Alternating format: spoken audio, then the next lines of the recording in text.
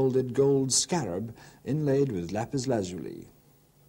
The wrist fastening is so small that it could only have been worn by a child, not a grown man.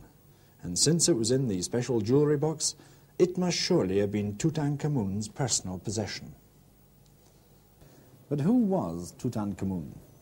We get a clue, perhaps, to his identity from this little painter's palette. Inscriptions show that it was made for the eldest surviving daughter of Nefertiti and the heretic pharaoh Akhenaten.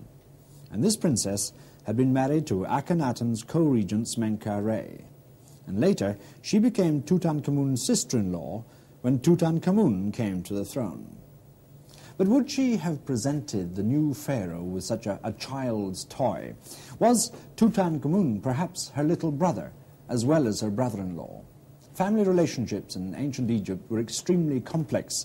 Succession to the throne passed through the female line, and the one sure way that a son could ensure his succession was to marry his own sister.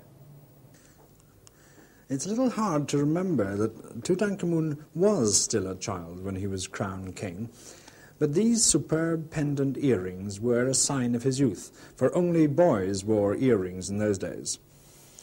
These massive pendants, each about 5 inches long, are made of gold and inlaid with semi-precious stones, and in the centre a duck's head of translucent blue glass.